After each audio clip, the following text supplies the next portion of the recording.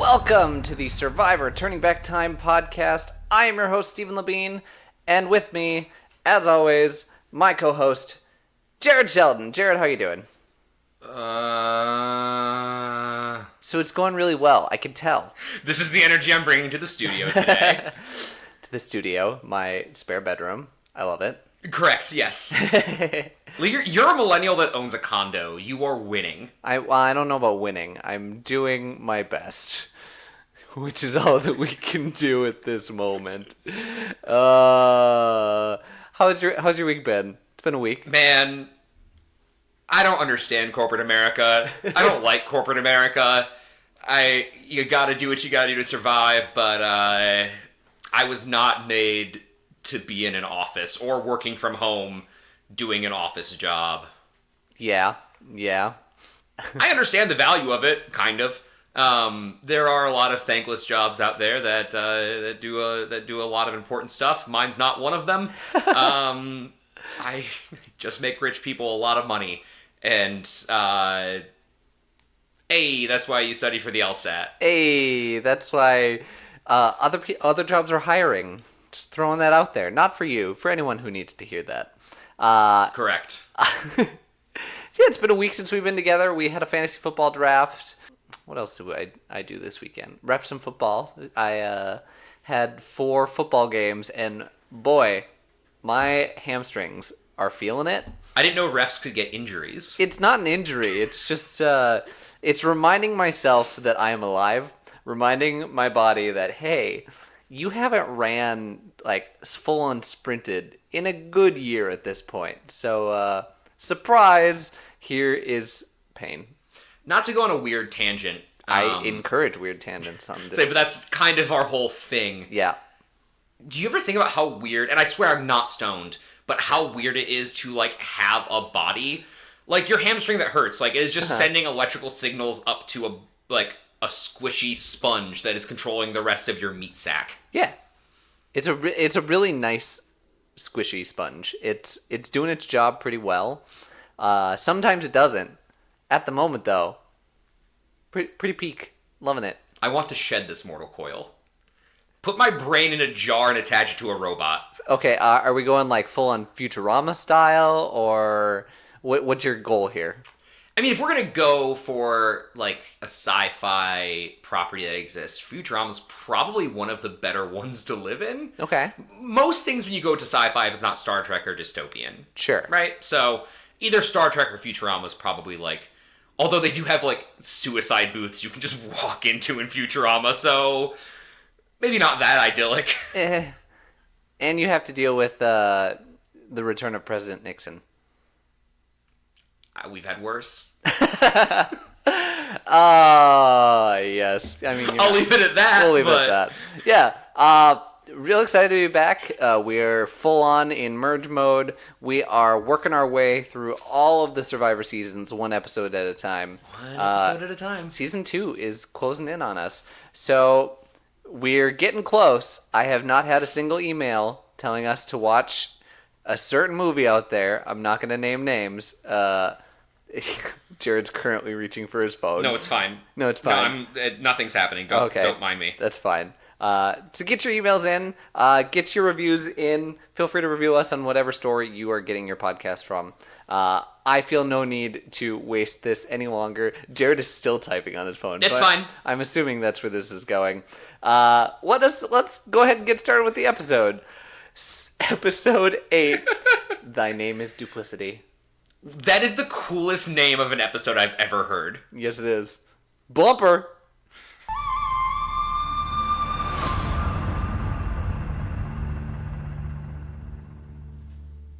All right, so when this episode came out, not a whole lot happened between last week's episode and this week's episode in the year 2000.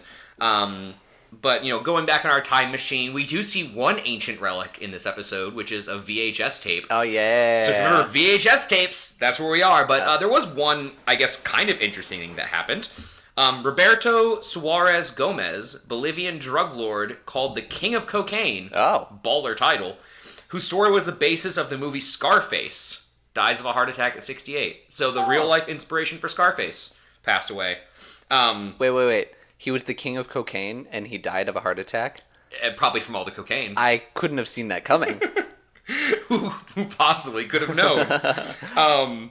I also just love this little fact. The leaders of Salt Lake City's bid to win the 2002 Winter Olympics are indicted by a federal grand jury for bribery, fraud, and racketeering. Whoa! I don't know how that happened in the year 2000. I guess they probably bid it several years in advance. So, I don't remember that at all. I don't know if it was a big news story or not. I don't. Did the Olympics go to Salt Lake City in 2002? Yeah, they did. Oh, okay. Winter Olympics, so Yeah, like well, yeah. you see smaller venues for the Winter Olympics than you do the Summer Olympics.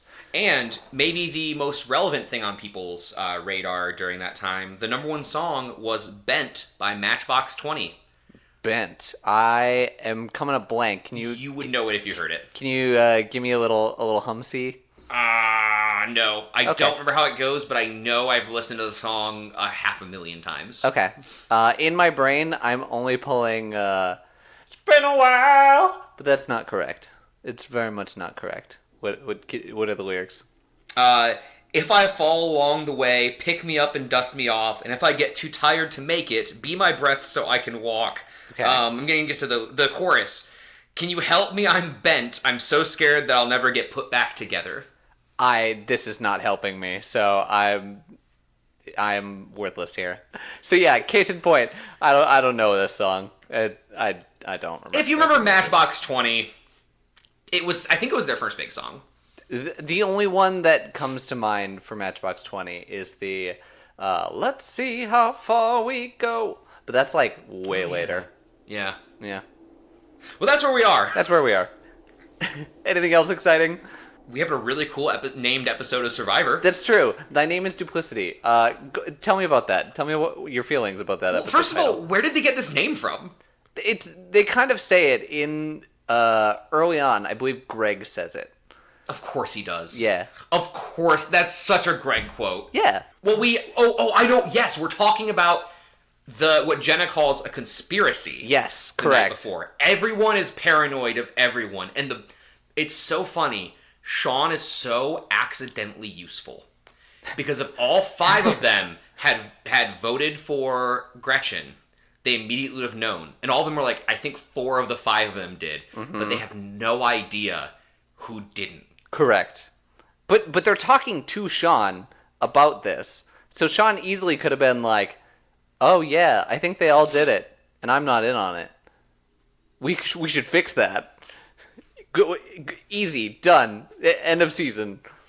Sean could fix others' brains, but was not given one himself. But he does feel the outs because early on he's talking about how there is that group and he's unsure that this is working for him. So I don't know what the deal is here. The writing is very bold and very clear, and no one seems to want to jump at it. No, him and Jervis, not no one. Him and Jervis are both like, yeah, either I'm in a bad spot or I don't do anything, and then do nothing about it. Yeah. So like the first 5 minutes of this episode is talking about, as you said, the conspiracy. It feels very dark and foreboding. It does. Everyone is so concerned that people are banding together, planning their votes, and not voting off who they feel in their heart of hearts that should go, or someone that, as we talk about later in the episode, that they just don't get along with. It's so bizarre. Yeah, I think them voting out Gretchen was a tactical mistake. One they don't pay for. Mm-hmm. But everyone's consensus, including the people who voted, the 4 that voted out Gretchen, all say it's because she's a good player. Yeah. So there is no benefit of the doubt. Gretchen did not rub anyone the wrong way that we can see. Everyone seems to like her. Everyone's like, wow, I thought she'd make it to the end. If they had gone for Jervis, or if they had gone for even like Colleen, there's some benefit of the doubt of like, oh wow, I guess people around camp just really didn't like them. But this is the first episode of what feels like Survivor. Correct. And you're right. They made a tactical mistake. I feel like they didn't they perceived Gretchen as a leader, and that's why they said they did it, as she could be someone who could really rally the troops behind her. However, in just an episode or two ago, she was talking about how I don't want to band together with anyone. I find that iffy. So you're right.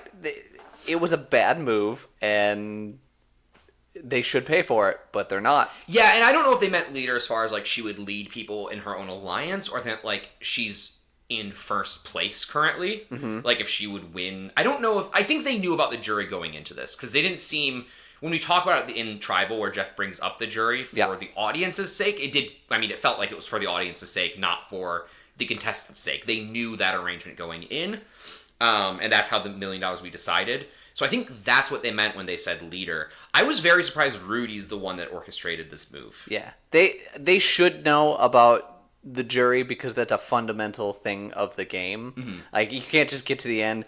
We can't go the circle and just, like, show up to the end and nobody really quite understands how this is going to play out. Like, how does one person get the money? I don't know. We'll wing it. Honestly, I kind of thought that's what was going to happen, or that I was kind of wondering and even worrying a little bit that the jury would be everyone from the beginning. I didn't know that was core, that was foundational, that was season 1, episode 1. We have that set in stone, and it has never changed. Yeah, they had that at least in the plan. So the game is the same. However, it has evolved into a much better, much more reality game show than what it is at that point. Sure. Which is good.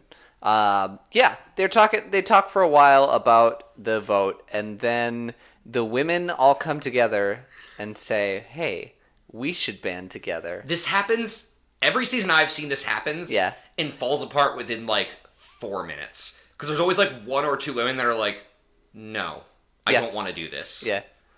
It's not every season. There are some that make it work. Okay. But I don't know what it is. When you're voting along gender lines, it's really easy to crack that. Yeah.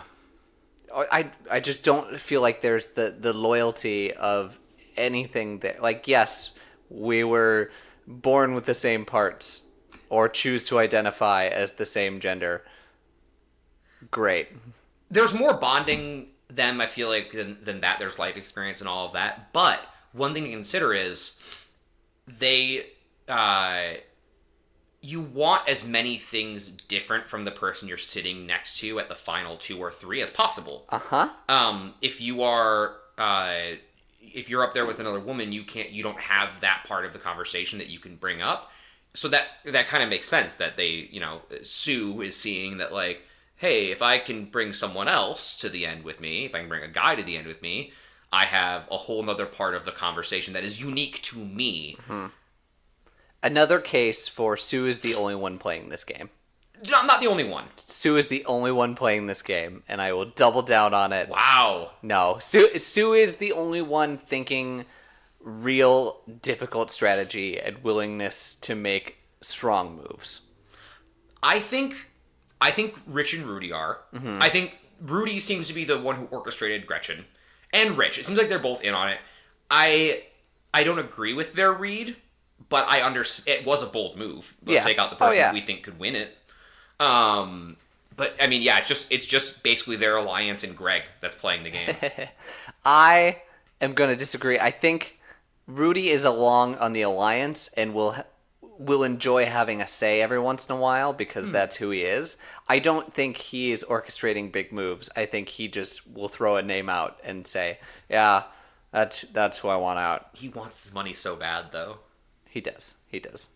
I have things I can't wait to talk about this episode. What he said in this episode, either we take them out one by one or I start breaking people's knees. Yeah. He's verbatim.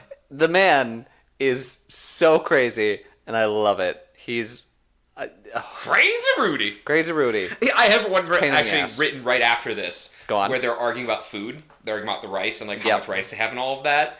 And Rudy's like, I'm not stubborn. I was like, Rudy, everything, nobody believes that. Even you don't believe that. He is so uncomfortably stubborn that he's clearly rubbing a lot of people the wrong way. Yeah. I mean, even in his own group, they tolerate him at best. I think they find him charming. I think Rich finds him charming. I think, Odd couple. but yes, it's. I think Sue will put up with him for as long as she has to. Okay, I agree with that. But yeah, you're right. They discuss food. Most of the men are like, we want to eat more food. And we once again see all the women doing all of the work for the tribe. Yeah. I mean, not. It seems like some of the men are doing some things, not as much as the women. And there's Jervis who's doing nothing. Correct. But you're right. Yeah, no, they're talking about food, and they are up against it. Mm-hmm. They only have a few days left. Luckily, Rich catches enough fish that they don't really need a lot of rice for the next couple of days. But, whew. Yeah, they talk about how Rich pretty much came up empty the first day of the merge. Mm-hmm. And then this second episode, you have 3 more days. But he's catching a lot of fish this second day. I think they said the first 2 days he didn't catch anything, and on the third, he finally got that big haul of like a couple rays and I think like a shark? A shark and a catfish. Man. On the third day of fishing, Rich brought to me food. A shark. A whole shark. Whole shark. Babe. No. It was a baby shark. Jared cut me off, as he should. Side tangent. I did some digging. I was looking for past and more information of survivors and these castaways. What are they doing now?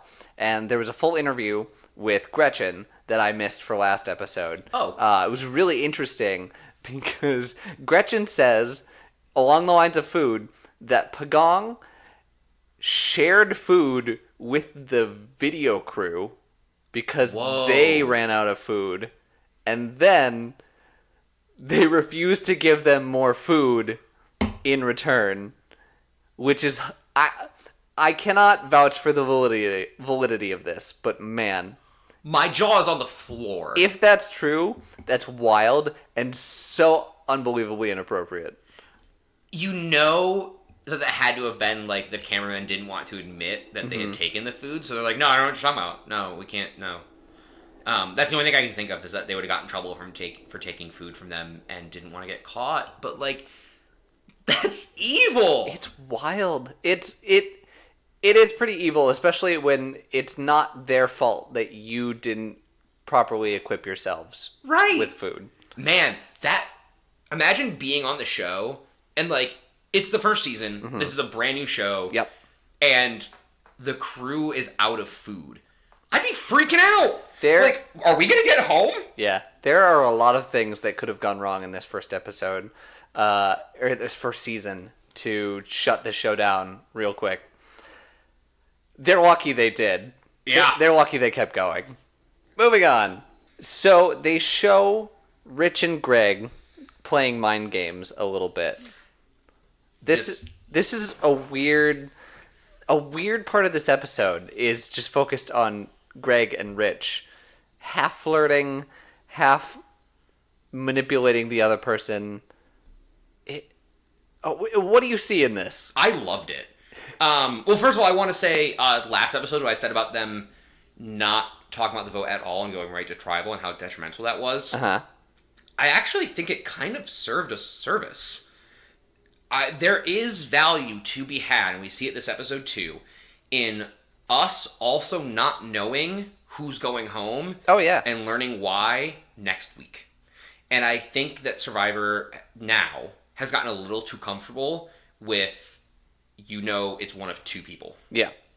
You don't know which 2. They always throw in a second option in the editing, but it's one of 2 people. And last week we had no idea. This week we also have very little idea. They probably went too far last week. The middle ground is somewhere in between. This episode's still probably also a little too far. I'd like to hear at least them talking about different names for more than like a passing shot. But I really love the way that this is set up.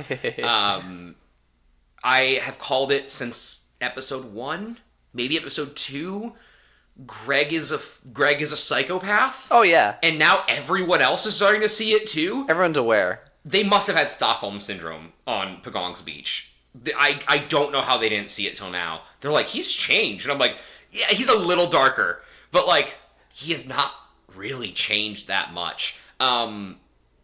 It it's interesting. It almost feels a little bit like nobody felt challenging to Greg on Pagong, and now he's found Rich, and he is the villain that has found his arch nemesis. He was playing the friendship game and like the entertainer role for people he didn't have to compete against. He didn't feel threatened that he was going to go home. And suddenly it's an individual game and all hell breaks loose in his mind. It's wild. And we see, well, first, Rich has a fish-shaped immunity idol. Nobody's gonna vote him off. They're like, we will starve. Yeah, correct. He doesn't even need to compete in challenges. He could just sit out and until like the final like 5 or whatever, he would be safe. But their mind games back and forth of like Rich being like, he thinks I don't know, but I know what he knows, and Greg being like, I think he knows what I know. I loved it. It was great. I have so much to talk about at the end of the episode that relates to this, but we will get back to that because it's burning a hole in my tongue, and I want to talk about it. Is Greg serving life in prison for murdering like 6 people? No, but there isn't a whole lot of information about him post game. Again, we'll get to that. Okay. But yeah, they continue to talk. They continue to size each other up. They talk about religion a little bit. Greg says Rich is playing a big game. So Greg is at least aware. He's right. He's right. He's absolutely right. I wrote down that Greg is much more devious here. He is showing a side of, okay, I think I need to do something. Otherwise, either I will lose control of this game or I lose control of myself. Which is interesting, because if he would have been doing this from the beginning with maybe like 5% more subtlety, he probably would be in the same position Rich is with like a strong alliance next to him. But he took this holier-than-thou stand against alliances and didn't take the game seriously in the tribe. And so now even his own tribe is weirded out. They're like, he's now playing a game. Correct. Yeah. And that's what they talk about, is that he's scrambling like someone at the bottom. Mm-hmm. If this were a 42, everyone would be like, well, okay, you're clearly, like, something's not right. Even at this point, they're saying, man, I don't think he's going to stay for very long.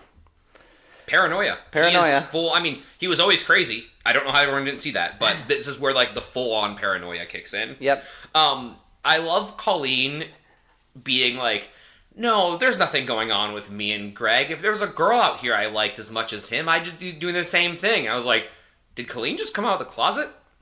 Is Colleen bisexual? I don't think that's what she was getting at. I don't think that's what she meant. But, yeah, choose your words wisely, Colleen. And then Greg talks about snapping a kitten's neck. Yeah. After he called her kitten. And then talked about her kitten. She has a kitten. Yeah. We should check on Colleen. And her cat.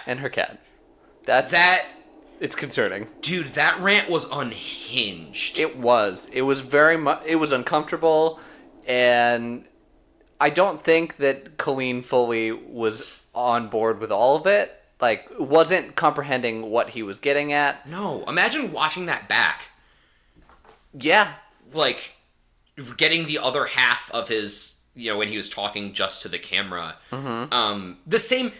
He's the one who like flinches at like, couldn't it be a more humane death for one of the fish that they kill? And Rich is like, that's about as humane as it gets. That's that's a knife through the brain.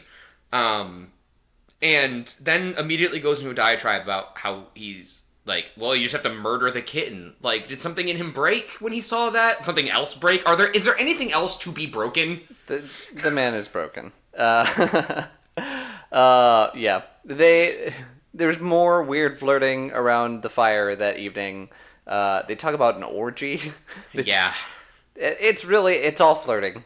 I couldn't honestly. I don't even know if Rich finds Greg attractive, or if he just by the end of the episode, I think I came around that he did, or if he was just doing it because he thought it was fun. Like I don't know. I feel like he's toying with him. They're I think toying he's with each toying other, with him. and it's that they're running at each other, and one person's gonna flinch, and no one is gonna flinch, and they're just gonna run right head first. Rich feels like a predator playing with his meal through these interactions. Like he is I'm gonna vote him off if he doesn't win this immunity challenge. So I'm just gonna mess with him for the next couple of days. And I think his speech at the end sort of highlights that. Yeah. We jump into another target challenge. This time, just archery. And just one arrow. Just one arrow.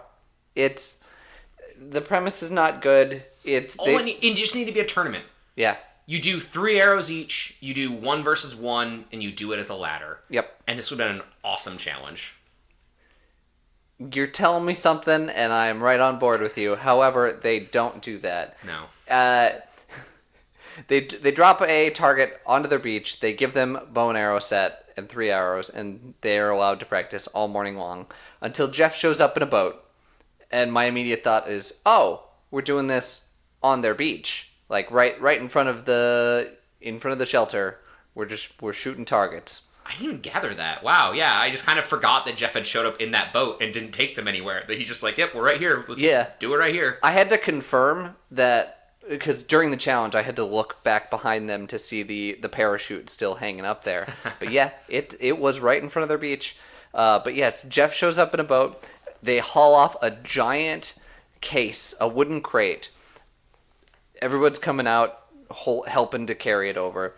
What was your immediate reaction? What did you think that was? So, I didn't think it was a fridge. I was very surprised that everyone thought it was a fridge. I was like, with what power? Maybe I guess a cooler maybe, but not a fridge. I honestly had no idea. What was your guess? I did know this was coming. Oh, okay. I was not expecting a CRT TV. Mm-hmm. I kind of forgot that CRTs ever existed in the first place. Full-on VHS-enabled CRT TV that I'm assuming they had to have a generator just off screen for them to run. That's a good point. Yep. Nowhere to plug that bad boy into. That's probably why they thought it was a refrigerator, because they probably brought a generator out. Yeah. So everyone is shown a video. Jeff huddles everyone around this VHS, and they're told, oh, your family recorded videos. We're going to give you a small snippet so that you can see this, and then the winner gets to watch the whole video of their family. Have you seen How I Met Your Mother? Yes. Have you seen the episode where we see Barney's past? Where, he gets, before he turns into, Ruthless Suit Man, and he gets his fiancée taken away by a Ruthless Suit Man? Yes. That was Kelly's boyfriend. He's just some weird hippie caveman that walked out of a swamp. That's almost exactly what I wrote down. I could smell him. Kelly's boyfriend, classic hippie, wearing alpaca fur, full-on Fu Manchu. It was interesting. It has been a long time since I've seen someone that was more of a caricature of himself. Yeah. No, not Fu Manchu. What's the really long goatee? A goatee. Yeah. It's a goatee, not a Fu Manchu. Yeah. Notable people that I wrote down from this. Kelly's boyfriend, Sue's husband. Sue was more excited to see her dog. Oh, yeah. I don't blame her. Her dog was really cute. Sue's husband gave the most Midwest poem I've ever seen. It was real great. I had a great time. Rudy's wife is just as stiff as he was. No, but the joy. Mm-hmm. Everyone else was pretty animated. Rudy was just so still and so serene, and it was just pure. That was the first time I noted down that I was like, oh, this is a genuine emotion out of Rudy. I know. He had something beyond pissing him off. It's great. Jervis's kid was adorable. Yes. Hey, What's with Colleen's parents? You're gonna have to remind me. I don't They remember. popped up out of bed. Oh yeah, I think that was cute. What? Why? It's like fun family. Hey, we're gonna make a video. We're gonna make it a fun time. Yeah. Bloop. Hi. Here we are in our bed. Might have been doing stuff beforehand. That's the weird part. That last thing is the part that's weird. Because you could have popped out anywhere. Why did it have to be there? I don't know. Alright. Yeah. Yeah. And what happened with Jenna's family? I feel bad. It's horrible. Jenna is the only one who doesn't get a tape. Jeff plays all the videos and then says to Jenna, I'm so sorry. Your family didn't get back a tape to us, so we don't have anything to show you. And you can't really win a tape because we don't have anything. There isn't a tape. We can send one back, because that's part of the challenge, is if you win, we'll send a tape for you back home. I'm assuming either one, they didn't know how to work it. It is the year 2000. You know, camcorders are not what... It's not a cell phone. You don't have one in your pocket. Yep. Yeah. Or there was issues with mail. Something happened where it either didn't get to them if they sent the full video equipment to them, or it didn't get back in time for them to leave the country. Because that's not something that can just, like, just pop it in the mail and it'll get to Fiji tomorrow. There's no email. It's not Fiji. I said Fiji. It's always Borneo. been Fiji. It's always been Fiji. Yeah. So I do feel bad, but I hope that this was a mistake by the family and not a mistake by Survivor. Oh, I kind of hope the opposite. Really? Because, like, which would be more hurtful to you? That, like, some producer somewhere messed up, or your family messed up? Your kids. Yeah. It would hurt, but at least I could be like, oh, maybe they just didn't know what to do. Like, I feel bad. If an organization with their sole purpose of you have this whole thing planned out, I would feel really bad if I was the only one that got screwed over in this scenario. Yeah, that's true. Just tragic. Do your diligence. But yeah, I could see it both ways. Yes, so they get into the challenge. It is a single arrow. Person closest to the bullseye wins. Which, Greg shoots the first arrow. Greg is the closest to the bullseye. Greg wins. Yep. There's no tension because nobody even gets close. No. And you're right. That could have been solved with a tournament, with multiple arrows. Easy thing to fix that they just don't. Sue, Kelly, Jervis, Rich all get on the board. Rich shoots sideways. Full on... Kill shot. Yeah, it's a kill shot. No, he turns it like it's a crossbow and then just kind of holds it there. Honestly, worked better than I thought it would. Clearly, he didn't win. That bar was low. The bar was low. It was real low, but he made it. He got on the board. So yeah, Greg wins, and we get to see into the insanity that is the Blease family. Dude, we are watching Bates Motel. It's concerning. What was that? So Rudy describes it as like some incest. Yeah. He's like, this does not seem like a tape from a sister, and I'm like, yeah, Rudy, that's what I was thinking too. Yeah, it's scary how flirtatious it was. Mm-hmm. Everyone felt it. It immediately jumps in with some racist language. It's like imitating a native language without attempting all that hard. So there's, if anyone knows the musical A Gentleman's Guide to Love and Murder, there's a lyric, and it takes place in the 1800s in Britain, and there's a character who's going about the world doing these quote-unquote charitable things, but really just like they're making themselves self-important. And there's a line in one of their songs that is, and it's obviously making fun of itself, but of words they have but 6, and half of them are clicks. And that's all I could, and all of them are different words for dung.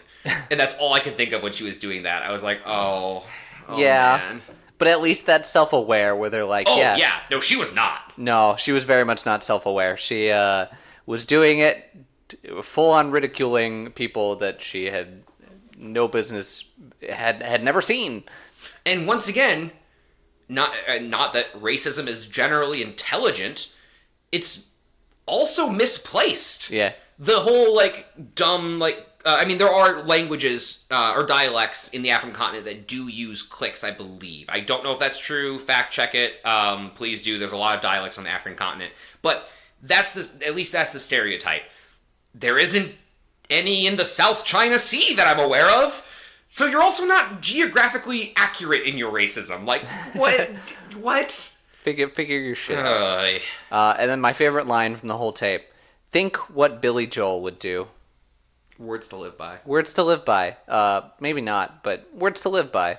I know so little about Billy Joel.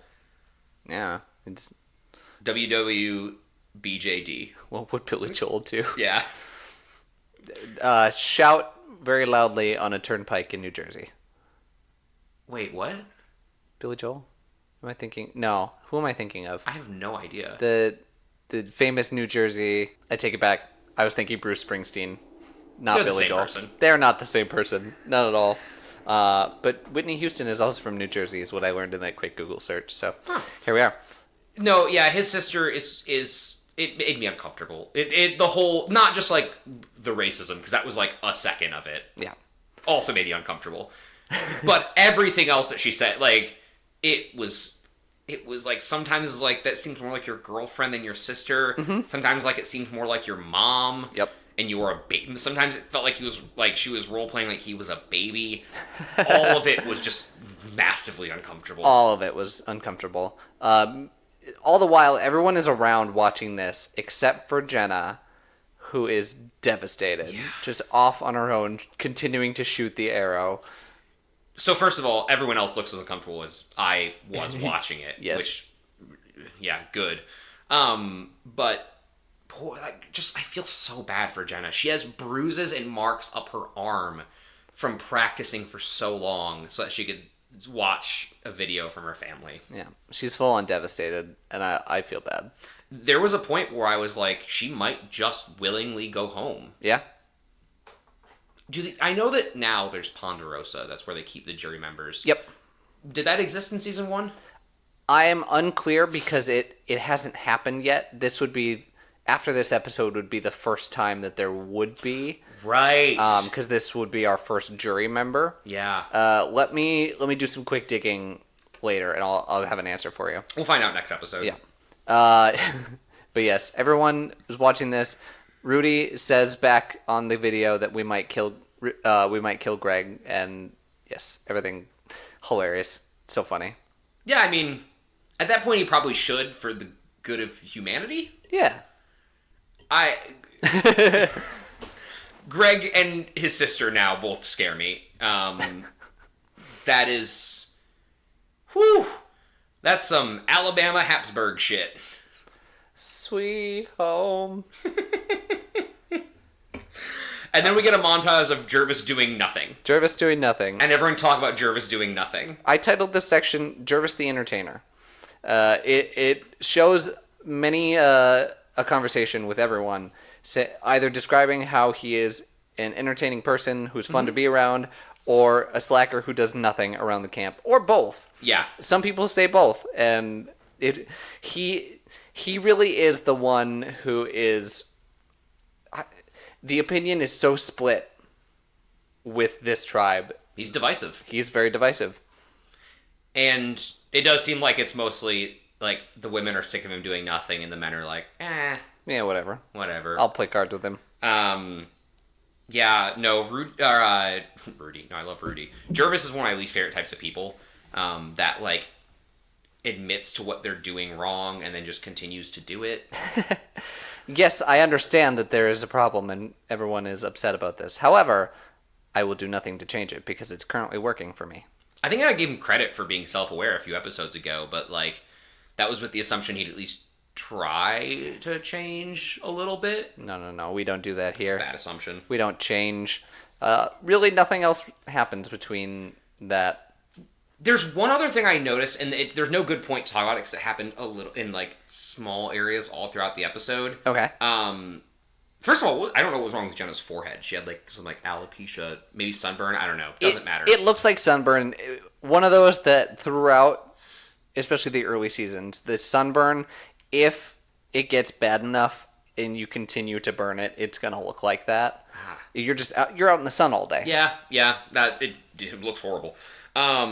But more importantly, I keep picking up little things where I'm like, I think Sean is like simping for Jenna ever since they went to the island together.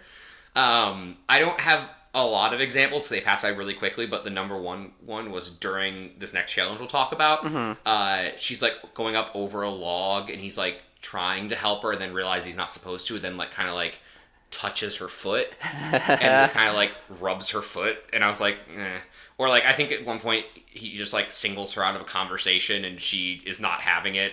Well, like in like on a side conversation during a Jervis part where he's playing cards, and I was like, feels like Sean's just trying to he's really trying to get back in there, and by get back in there I mean get in there in the first place. The War Council really did a number on him. He wants all of that Jenna.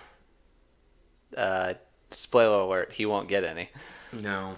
Yeah, so the immunity challenge happens. I really like this immunity challenge. I did too. This is the coolest one of the season thus far. Also, Jeff explained the rules like he's Jeff. Yeah. This is the first time that's happened. It's beautiful. I love it so much. It was clear. I knew the rules of the game. The contestants knew the rules of the game, more importantly. And it was an interesting challenge with possible comeback mechanics and failure points. Yeah. So what this challenge was, it was a rope maze, a carabiner rope maze that you had to clip yourself into and guide yourself through with multiple dead ends, multiple ways you could get turned around. Really, this is just a Mario Party minigame. Make a choice and you're stuck with it. It has potential to be done very quickly, which it kind of does. If you make the correct choices every single time, that's it. You win. Easy as that. Yeah. Yeah. Jervis gets up to an early lead and then never looks back. That's true. Which wasn't the most interesting part of this challenge. My favorite part was watching all of the struggles of people who got the subtitles. Clearly say Greg is lost. It says Greg lost or currently lost. Currently lost. Currently lost, and then it goes back to other people, and then it comes back to Greg, and it says lost again. Yep. Still lost. They're finding their humor. They're finding humor. Weird for subtitles, but I don't care. I'm all for it. The editors found it after the season had shot, I guess. I don't know. Yeah, Jenna comes close. Jenna makes most of the same decisions that Jervis does. Jervis is just faster. I know. I want her to win so bad. Yeah. And I do think if Jenna wins, Jervis goes home. You might be right. First of all, we know Sean would have voted for him. Because alphabetical. True. And I think at least one or two of his members of his own tribe would have voted for him. Yeah. Now maybe the alliance in that case would still go Greg like they do, but I do think that Jervis goes home if he doesn't win this challenge. It's that's a good theory you got there. Now the real question is, does Sean go back to vote for Jervis, or does he get skipped because he has to continue down alphabetical order? We're gonna find out. We're gonna find out next episode. Yeah, Jervis wins in a landslide.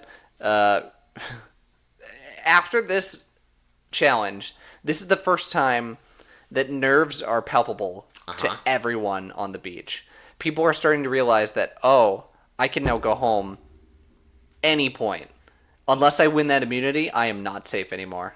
I think that what scared them the most is when people have gone home before. When we saw Ramona go home, when we saw Dirk go home, the whole tribe kind of went, yeah, I get it. Yeah. Even if they didn't vote for him. Yep.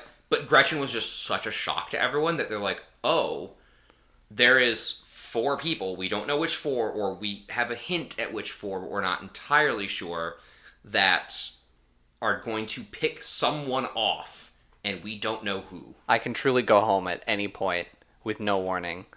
What do I do? This was the point, this was your quote from earlier that Rudy says, I'll have to break someone's kneecap. Yes. It's beautiful. Thank you. Jervis wants to squash the alliance. He tries to make a counter alliance. Yeah. Which Greg and him had the right read a few episodes ago. The pre-merge episode, the two of them talk about, like, we need to stay Pagong strong, all of us have to vote together, or they'll do it to us. You're absolutely right. And he was right. And then they don't do it. They don't follow through. Nope. Almost no one follows through. Well, yeah, they did at this episode. Did they? I think. Check the votes, but it... Jenna had... I think the only two people that got votes were Greg and Jenna. Yeah, and they were both on Pagong. No one voted for a Toggy member. Oh my god, you're right. Yeah. Why did Pagong vote out Jenna? Or try to vote out Jenna? I think it's because they felt like she wanted to go home. That the videotape really did a number on her. Yeah. And they were trying to do her a service to, like, okay, go home, see your kids. Which we do see that in Greg for a minute, where Greg has a thing where he's like, it kind of feels like Jenna wants to go home. Mm-hmm. And then we get a confession with Jenna where she's like, I'm going to win this game. And I was like, oh, well. I'm going to win this for these kids. Okay. She does not want to go home. No, none at all. And of course not. You're this close to $1 million. Right. Why? If you would have gone home, you would have gone home a long time ago. Not to mention, I'm pretty sure you're not even going home. Yeah. We'll find out next episode, but I'm pretty sure you're not going all the way home. Which is true, because he describes that it's the jury, and the jury can't go home because they have to vote in that final. Regardless if there's a Ponderosa, there has to be some place for them to hang out and wait till the final episode. Yeah.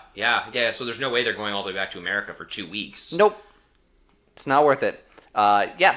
So we jump into the tribal. They're still banging the gong. Okay. It makes me happy. Clearly they thought this was going to be around for a long time. The gong. It's not. It's not. I don't know if it makes another season. And Jeff describes the jury, describes what it is for us to everyone, and then says a very specific thing. So this is the first tribal that felt like a tribal, by the way. Like, they fixed the lighting, the camera quality. Like, it felt like a true tribal council. Just a kind of short one. Yeah. His questions, though. Jesus, Jeff. So, first of all, Rich deflects really well. This is now like the second or third time he's done this. Mm-hmm. That question threw him off, and you see it on his face for like half a second. Jeff asks him, straight up, Rich, is there an alliance? Which, like, he is putting him on blast. Yeah, no shame about it. He is full on, like, hey, fess up. We all know. It almost feels like Jeff was trying to discourage alliances in the first place. Yeah. And that this goes back to my point from a few episodes ago where I said, I don't know if Rich wins or not. It feels like he does, just from where I know season 42 is and the way that Rich is playing the game. And if he does, or maybe even if he doesn't, he feels like the grandfather of Survivor more than Jeff, more than the producers, because they want it to. It feels like Jeff is on the side of people, like, voting their conscience. Mm-hmm. And it is an interesting thought experiment. I know I talked last time about it only takes a small group to not do that, but if this alliance had been squelched out, if it hadn't gotten two successful votes off this early, would we have seen a few seasons, or maybe we do, I don't know, a few seasons of people voting their conscience? I kind of hope we don't. But would we have seen that for a little while of people actually making it merit-based, and how would the show have evolved from that? And you hear the terms old school versus new school thrown around in that the old school does. They vote with their conscience for a long time, but not in the way that it is in the first season. Mm. The first season, it's unorganized, vote with your conscience. Yeah, okay. I'm not going to tell you who I'm voting for because I don't feel like that's right. Later on down the line, they're still voting with their conscience, but they're at least strategizing around it. Sure. There's much more loyalty to the people you're around early on than later down the road. And I said that Rich is really good at deflecting, and I wish I remember what he said exactly. But basically, when Jeff asks him if there's an alliance, he goes, "No, I don't think so." Kelly does not. Kelly does not deflect well at all. She immediately says, "Do I have to answer that?" Yeah. You just did. We asked Sue pretty much the same question, and Sue lies pretty well. Yeah, like, that's right. Not well enough that I feel like if I was sitting there, I'd be like, that didn't sell me on anything. And Kelly blows it. I mean, you're right. Says, "Do I have to answer that?" Boom. Everyone should have an alarm sounding in their head, like, "Oh yeah, there is. We need to fix this. We need to do something about this." Which, again, Jeff, you asked 3 of the 4 people in that alliance that you knew because you have the inside knowledge if there was an alliance. And this isn't the first time. He's done this multiple times. I wrote down, because Kelly repeats almost word for word what Sue says earlier on, which is hilarious. It's so funny. Like, you're not fooling a dang thing. The other, I talked in the past about, like, wondering if producers put their thumb on the scale, especially in this first season. Mm-hmm. This feels like Jeff putting his thumb on the scale. It doesn't work, but it feels like he's trying to get one of the 3 of them voted off, or trying, to play devil's advocate to myself, if he doesn't hate the alliance idea, maybe he's trying to kickstart everyone else into making them as well. But either way, it's a little shady. Yeah. The answer is yes. The thumb is on the scale. It's just to how much.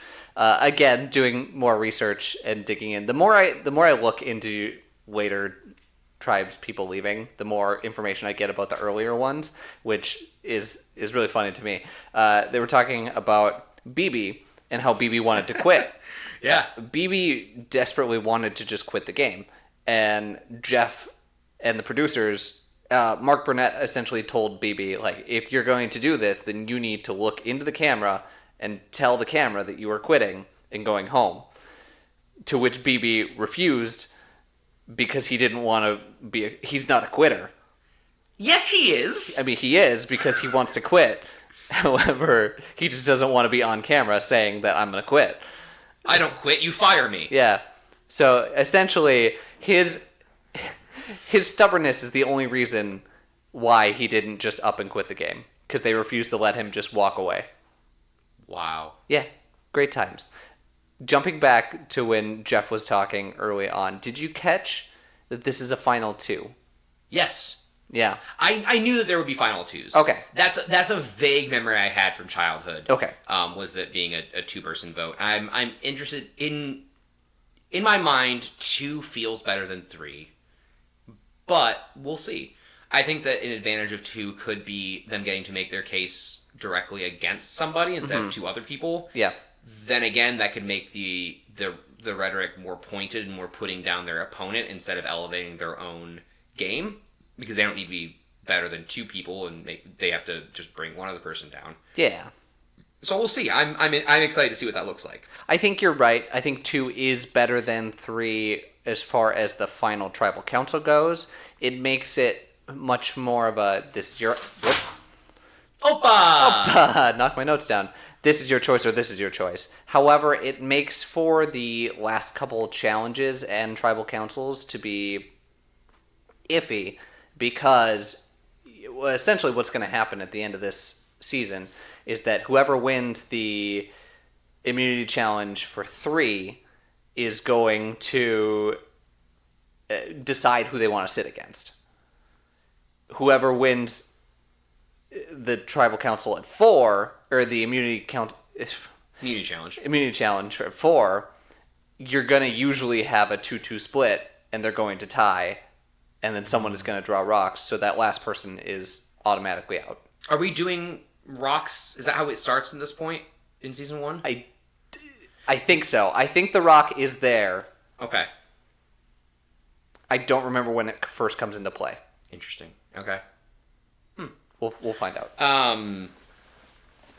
That's true. I just had a horrible, horrible premonition that Sean is going to be the one who wins final immunity and has to choose who he's sitting next to. I don't want to see Sean that long. Yeah. We'll get into that. We'll get into who's there. It's coming. I need to stress, in case that is correct. Okay. I've not seen that at all. No. I have no idea. it would just be the worst outcome, and so I'm afraid of it. Correct. For the record, everyone out there listening, I am not giving Jared a response either vocally or with my face when he makes these predictions because I don't want to aid in his predictions. I don't want him knowing whether he's right or wrong. I will usually just sit here and say, yeah. Yeah, Steven's got a pretty good poker face. Tell me more about that. That's not necessarily true. However, I know what's right and what's wrong in this scenario, so I can manipulate a little bit. And when you do give me something, if it's like you're really interested in what I'm saying, I don't know if you're interested because I'm right and I'm onto something, or if you're interested because I'm horribly off, but that's also interesting. That is the thing. I have gotten you to elaborate in a couple different scenarios where you're either right or you're wrong. So we'll get to that. We're so close. The season is coming to an end, but not really. We have a few more episodes.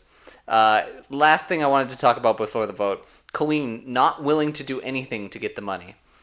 That was interesting. It is interesting. I get it. She's trying to stress that she's a moral person and that it's a game, but also you got to play a little dirty to get. Yeah. I was. They treat coordinating votes and alliances still. Some of them do. Like it's this major sin. Yeah. Like I understand not wanting to do anything for money. Sure. There are things I wouldn't do for $1 million, but grouping up to vote one person off on a show where we've all like consented to play this game. Yeah, I'm gonna do that. That's a thing that I'm gonna do. Why are you here? Yeah. I like Colleen, but like that's just so misguided. It's just stressing the naivety of this game that the players don't know the game yet, and they will. They will eventually. And we've seen. I've mentioned before. Their light bulbs coming on. A lot of light bulbs came on this episode. Mm-hmm. At the end of after the Gretchen vote, a lot of light bulbs came on. Colleen is one of the only people that's still in the dark, I feel like. Yeah. It's like Colleen, Sean, and Jervis are the only ones that have not figured out that this is a game. But is it too little too late? Because Greg is voted out on a 6-3 line. 6-3? 6-3, yes. Who we have the 4 alliance and Sean by accident. Who was the 6th vote? Jenna. Oh. Sean, Rich, Jenna, Kelly, Sue, and Rudy all voted for Greg. Jervis, Greg, and Colleen voted for Jenna. So, like I said, this is within their tribe. They're picking off someone either way. Yeah. I mean, Jenna reads it right because Jenna was being picked off by her own tribe. So, of course, she's going to take out Greg. This leads to one of the most bizarre exits of a game. Well, wait, before we talk about that, sure. Rich's... So, first of all, Greg's speech when he had his note, when he votes off Jenna, he was like, the first time because of the irritation, the second time because of something else, and the third time because my ear infection is getting better. Yeah, I didn't write that down, but I did take note that that's... What the hell does that mean? Nothing. The only thing I can think is that, like, she annoys him, and he's saying that, like, I'm going to be able to hear you better. Mm-hmm. Maybe. That's a reach. It is a reach, but... And then Rich's exit speech was, like, iconic. Greg's exit speech. No, sorry, Rich's vote speech. Oh, I see what you're saying. Yes. Yeah, where he was talking about, like, I mean, it was so cocky. It was so, like...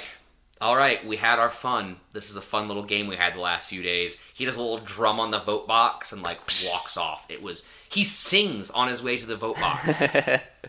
Did he sing Fly Me to the Moon? Let me kick its fucking ass. It's been stuck in our heads all day. All day. Yes. Anything else you want to talk about? No, we can talk about Greg's weird, unhinged exit speech. Oh, Greg gets up, immediately starts fake crying. To which fooled only Rudy.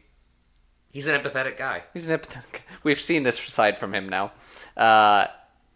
Full on continues to cry out the door.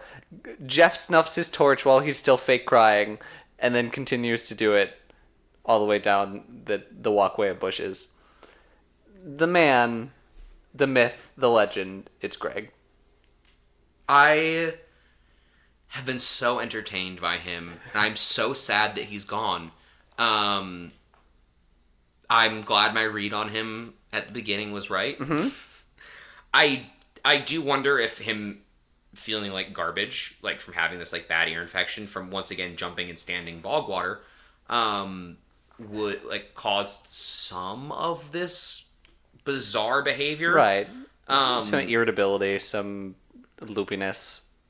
yeah, he burned too bright. What? Just what else can you say? What a guy! What a guy. Well, I can say some more things because I have them written down. Please do. Would you believe me if I said that the crew and Jeff hated Greg throughout this process? Yes, yes, I would. Greg was a menace to this whole filming Of process. course he was. They didn't get it on film, but Greg apparently would be naked a lot. Like, whenever cameras would go off and people would go to bed, he would be naked. Wait, but this... Okay, wait. No. We're not just going to skim over that. First of all, Rich does too. Fine. Yes. But, like, you specified at night when the cameras were off and everyone went to bed. So was he just walking around the beach like a pale white specter with his dong hanging out? It could be part of the reason as to why he was off in the woods on his own. He was just naked, laying on his branches, Dude. doing his thing. This is this is like Blair Witch stuff. Like, this is horrifying. Yeah. To which, there's an extension to this. There was a shot that the crew had set up of a long time lapse of the building of the Pagong shelter, or at something, or it might have been the rebuild of the second shelter. Either way, they had it on time lapse and they couldn't use it because Greg would get naked and like full on expose himself like get in the way of the long shot and just be there. Would go work and then come back, get naked, get in front of the camera, and then go away. And this is the man that Pagong looked to and said, "That's our leader." That's our leader. No one from Pagong deserves to win this game. Gretchen was the only one. Gretchen was the only one. And then lives in Colorado. Okay. That's all we about got from him? it. There's not a whole lot of information out there about him. Probably for the best. Graduated from Brown. They say he's an Ivy League student. He eventually went back and graduated, so good for him. I mean, psychopaths are generally smart. Yeah. I will say this last one. I'm not sure if it was an elaboration on someone's part, but it did say that Jeff almost punched Greg. Like I said, I don't know if this was like someone saying, "Oh, he looks like he wants to punch Greg," or if it was close to an actual physical altercation. Wow. So take that for what you will. There was no actual violence involved. So I'm guessing Greg doesn't come back. No, there is no coming back for Greg. Dang it. We still have not hit a tribes member coming back yet. Really? Yep. That's disappointing. I would have liked to have seen Gretchen come back. I would have liked to have seen Greg come back. I would have liked to have seen Ramona come back. I didn't think that was going to happen because she did not have a good time. No. Not at all. I would have liked to have seen BB come back. That's not true. I'm lying. I would have enjoyed it. I don't think the show would have enjoyed it. No. So for my thoughts on Greg, I've had many of them throughout the season. Do I think Greg would do well in today's Survivor? Yeah, actually. He needs a little bit better of a poker face. Yep. But he had good reads. He knew when alliances were forming. He knew what they had to do. He could not get his tribe to do it, and he did not stick to his own plan. No. But if you put him with a few, even like a season like 5, 6, 7, where there's some past footage of the show and all of that. Yeah, I think he could do pretty decently if he could keep his ego in check and not try to take on the biggest leader in the tribe, in this case Rich, and not try to fist fight Jeff. The provider of food and Jeff. Yeah, I mean, this is all on the caveat. There's a giant asterisk next to all of that. That is, if he got his mental health spiral under control. If you figured out what the hell is going on here. Yeah, and your protagonist of the episode. Yeah. This episode didn't feel like it had as strong of a one as some of the other episodes. But I do feel like, I think it was Jenna last episode too, and it feels like Jenna this episode again. She was the second person who received the second most amount of votes. The reward challenge was mostly about her.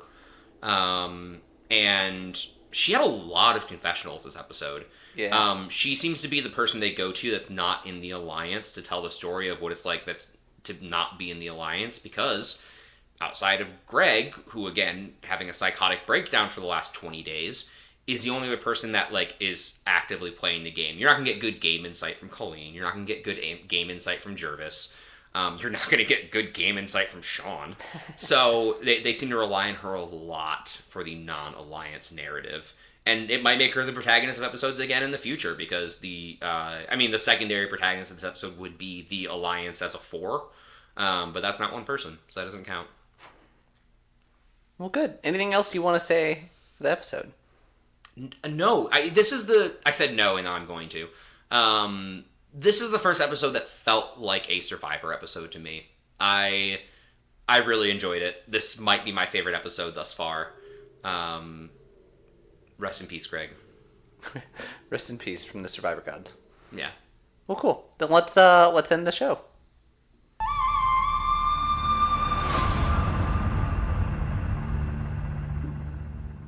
Well, that'll do it for this, the 8th episode of the Survivor Turning Back Time podcast. Thank you for joining us. We have another episode that we are about to record. We gotta go watch a show before we can record. But yeah, as always, get in contact with us, email us, tweet at us, send me a meme. Send me a meme on Instagram. Do it. Jared, do you want anything you want to plug? Yeah, send me a meme at Jared Sheldon 8. That's my Instagram. In honor of Greg's mental breakdown, I will plug going to therapy. If you can, it's not always accessible to everyone, but if you can afford it, and if you can afford it, do it. If you think you don't need it, what do you have to lose? Yeah, I'm full on board that I think everyone could use therapy at some point or another. Like it's even if you're not in a moment of your life where you desperately need it, there are moments that you're like, oh, I can talk this out with a person who is not in the situation. If there's, I don't know, little fires in your life you want. They're not even fires, just like, yeah, something that can like... Little heating pads. Sure, yeah. Little heating pads with some sketchy wiring that they might, you don't know. Yeah. No, but like an objective person, the people in your life that you talked about things, they're not trained mental health experts. They can be there for you in, working through tough decisions, but like somebody went to school to do it for 6 years can also be quite helpful. Yeah. And I'm gonna do the same. I'm gonna promote taking care of yourself. School is back if you're in college or close to being back. High schools are either started or starting soon. So take care of yourself. I burned myself out quite a bit in college and in high school. Like take care of yourself. Take breaks. Eat correctly, and don't forget to sleep. Sleep is important. That'll do it for this episode. Thank you so much for hanging out with us. Jared, want to go watch another episode? I mean, what else are we going to do? That's fair. Okay. So, you have 15 seconds. I need you to come up with the most perfect one-liner to end the episode. Who counted our chickens before they hatched? You got 5 more seconds. Ah! Goodbye.